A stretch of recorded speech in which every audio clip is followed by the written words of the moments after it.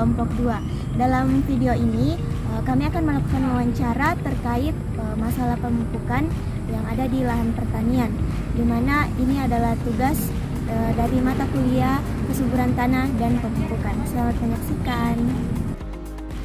Kembali lagi bersama kami kelompok 2, di mana saat ini kami telah bersama narasumber kita kali ini, yaitu Kak Atayla, yang sedang melakukan penelitian terkait pengaruh pemupukan terhadap tanaman cabai.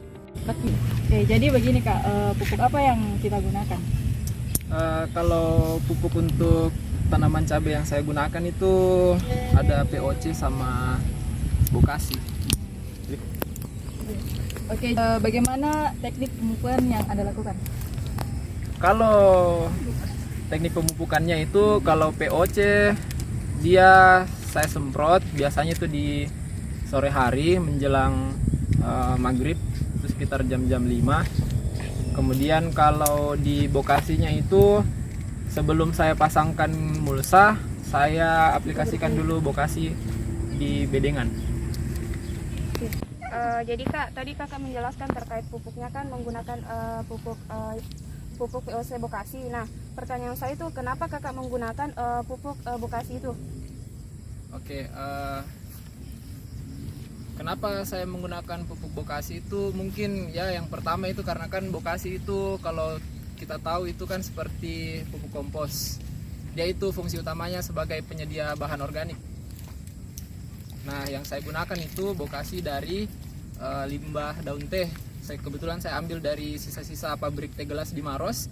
Nah, di situ kan ada berlebih limbah daun tehnya. Makanya saya gunakan untuk menambah bahan organik di tanah.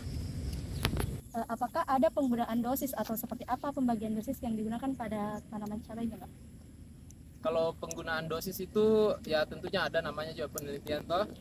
Nah, yang saya gunakan itu kalau untuk Bokasi dia sekitar 5 kg per bedengan, itu mengacu pada kebutuhan bahan organik dalam satuan luas.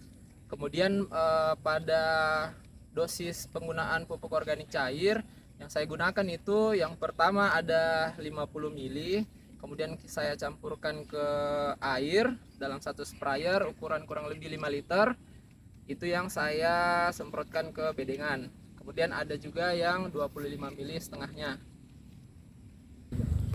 Baik Kak, pertanyaan saya, apakah Kakak sudah menerapkan pemupukan berimbang? Ya, sebenarnya untuk penggunaan pemupukan berimbang itu belum maksimal ya, karena penggunaannya itu termasuk pupuk yang saya gunakan itu masih saya coba terapkan di lahan saya.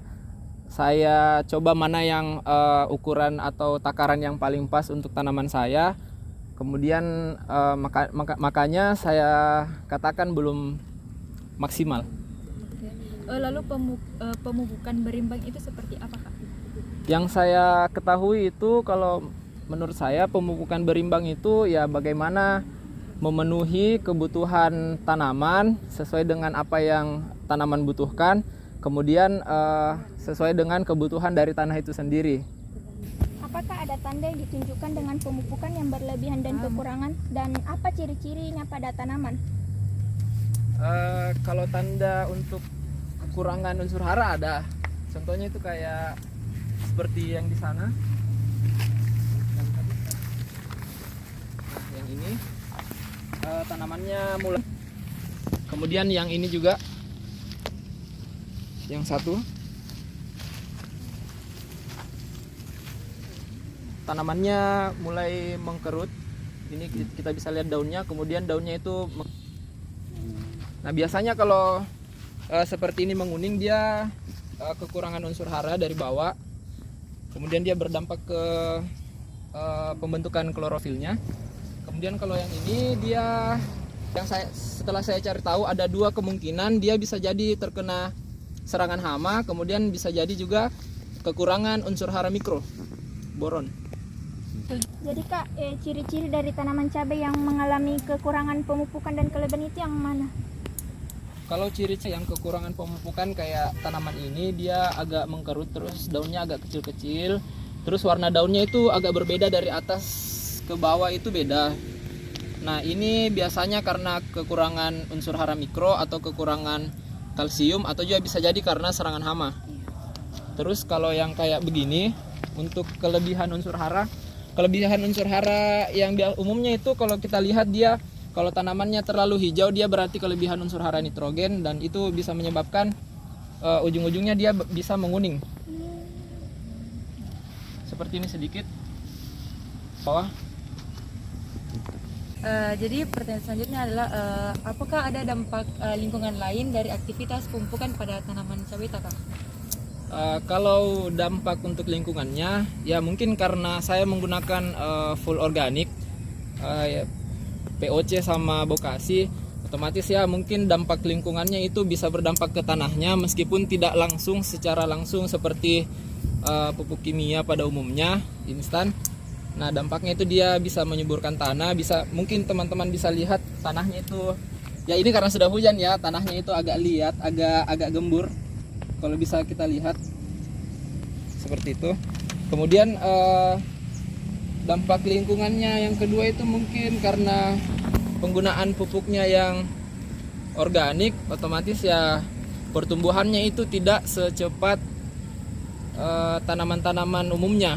Jadi Kak, tadi Kakak kan membahas tentang kayak pupuk POC kan, POC atau pupuk organik. Nah, pertanyaan saya lagi Kak, kenapa Kakak tidak menggunakan pupuk kimia sebagai perbandingan dari tanaman cabai tersebut?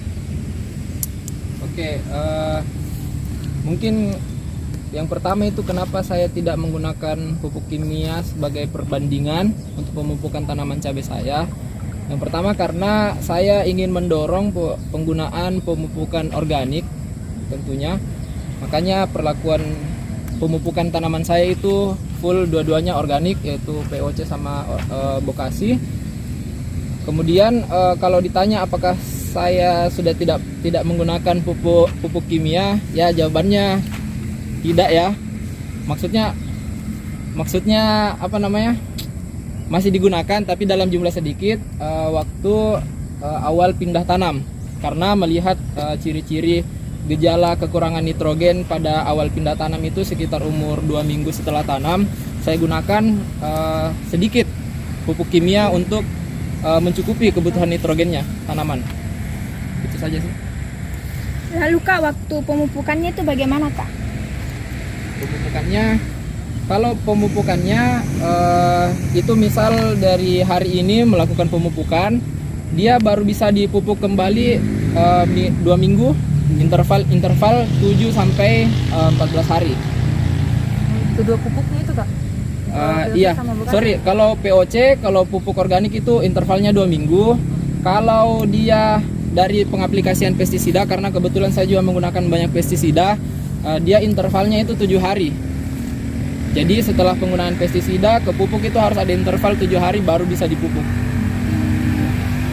Kalau dari pupuk organik ke pengaplikasian pupuk organik, dia intervalnya 14 hari kurang lebih 2 minggu.